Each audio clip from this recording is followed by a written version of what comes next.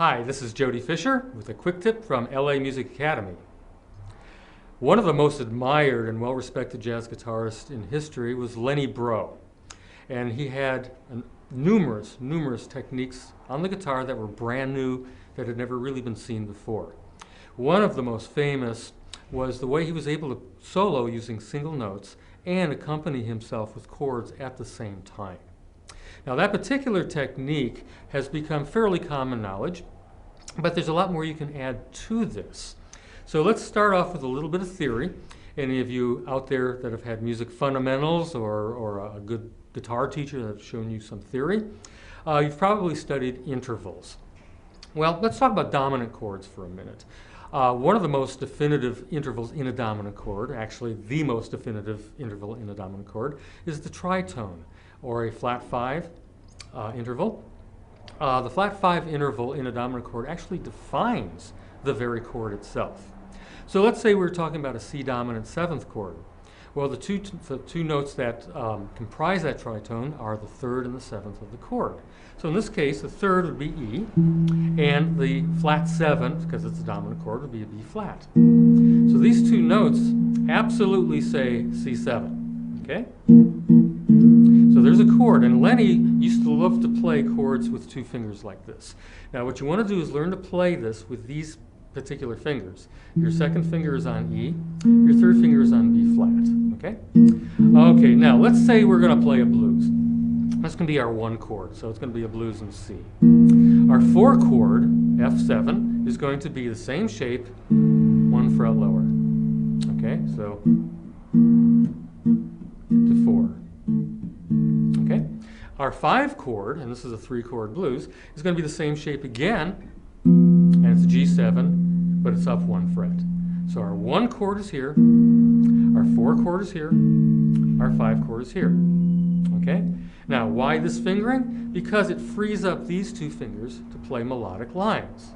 Okay? So this is a blues. Let's think pentatonic here. I could play with these 2 fingers a C pentatonic scale. Okay? So one good thing to practice would just be let the chord ring, just to get used to the idea of 2 fingers staying still and 2 fingers moving with lines. Once that starts feeling comfortable, then you might want to mess around with the blues a little bit.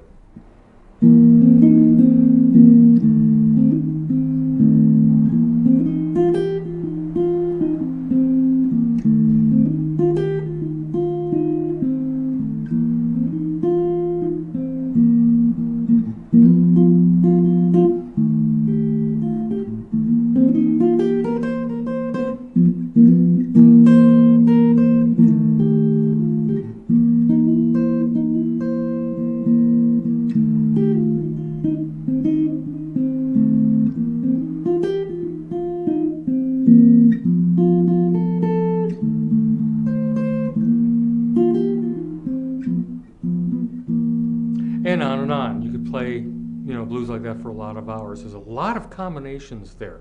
So it does take some trial and error and some experimentation. Now, we know that dominant chords aren't only used for blues. They're the 5 chords in 2-5-1 progressions, which are so prevalent in jazz. Okay? So I'm playing the C7. That's the 5 chord in the key of F.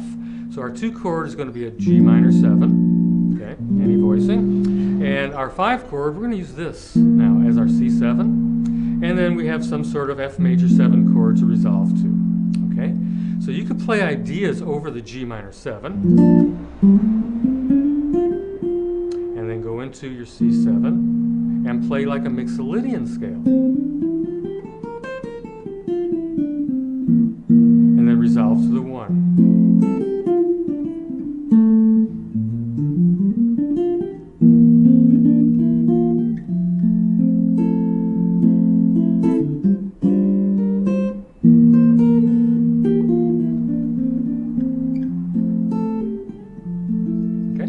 Now, we also use dominant chords that are highly altered in 2-5-1 progressions. And so the Mixolydian mode doesn't work that great over altered chords. So let's try something like a C-sharp diminished scale. This would be a C-sharp whole half diminished scale, which works very well. So now I'm holding down the C7, and I'm going to look for my diminished scale notes, and here they are. And again, I'm playing it with only the same 2 fingers. Takes a little manipulation, but it's not that hard, and you can keep the chord ringing.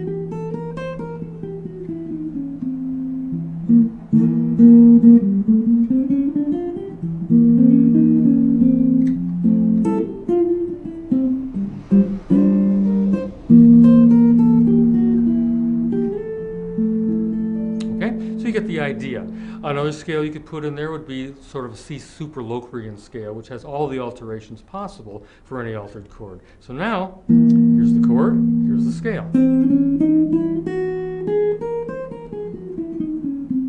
it's the same idea.